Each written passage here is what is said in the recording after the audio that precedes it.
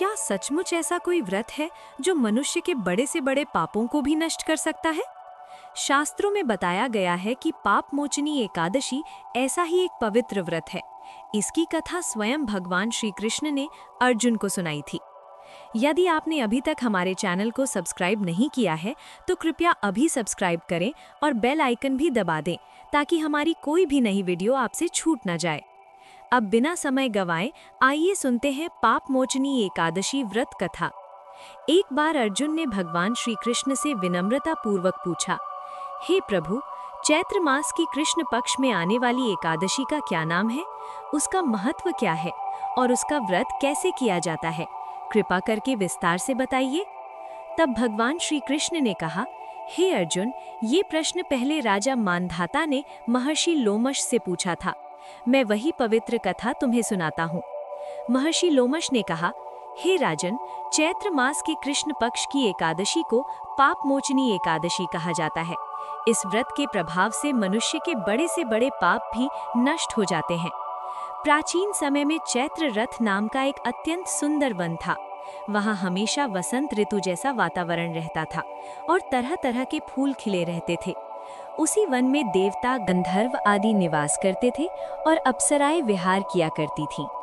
उसी वन में मेधावी नाम के युवा ऋषि भगवान शिव की कठोर तपस्या कर रहे थे।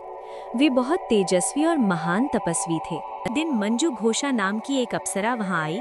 उसने ऋषि को मोहित करने का निश्चय किया। वो थोड़ी दूरी पर बैठकर वीणा बजाने लगी और मधुर स्वर में गीत गाने लगी। उसी समय कामदेव ने भी अवसर देखकर ऋषि की तपस्या भंग करने का प्रयास किया। धीरे धीरे मेधावी ऋषि उस अप्सरा के सौंदर्य और मधुर संगीत पर मोहित हो गए। वे अपनी तपस्या और संकल्प सब भूल गए और उसके साथ भोग विलास में लीन हो गए। समय बीतता गया, लेकिन ऋषि को दिन रात का कोई ध्यान नहीं रहा। इस प्रकार देखते देखते 57 वर्ष बीत गए।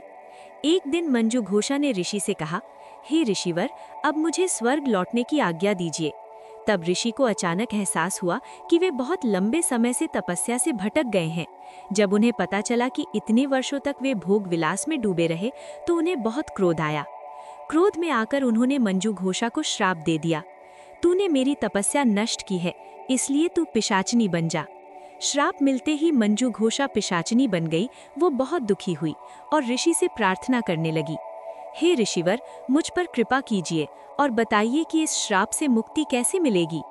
तब मेधावी ऋषि का क्रोध शांत हुआ और उन्होंने कहा, चैत्र मास के कृष्ण पक्ष की पाप मोचनी एकादशी का व्रत करने से तुम्हें इस श्राप से मुक्ति मिल जाएगी।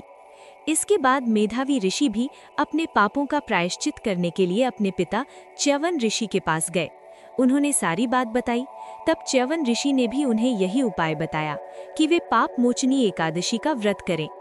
मेधावी ऋषि ने श्रद्धा और विधि पूर्वक पाप मोचनी एकादशी का व्रत किया। इस व्रत के प्रभाव से उनके सभी पाप नष्ट हो गए। दूसरी ओर मंजू घोषा ने भी इस एकादशी का व्रत किया, जिससे वो पिशाचनी रूप से मुक्त होकर फिर से अपने सुंदर रूप में आ गई और स्वर्ग लोक चली गई। महर्षि लोमश कहते हैं कि पाप मोचनी एकादशी का व्रत करने और इसकी कथा सुनने से 1000 गौदान के बराबर पुण्य मिलता है। ये व्रत मनुष्य को बड़े से बड़े पापों से भी मुक्त कर देता है। कथा का संदेश। ये कथा हमें सिखाती है कि भोग विलास और शारीरिक आकर्षण मनुष्य को उसके धर्म और संकल्प से भटका सकते हैं, लेकिन भगवान की भक्ति, प्रायश्चित और पाप मोचनी एकादशी का व्रत मनुष्य को पापों से मुक्त करके फिर से सही मार्ग पर ले आता है। यह थी पाप मोचनी एकादशी व्रत कथा। यदि आपको ये वीडियो पसंद आया हो तो कृपया हमारे चैनल को सब्सक्राइब करना न भूलें। आपके प्रेम और सहयोग के लिए हृदय से धन्यवाद।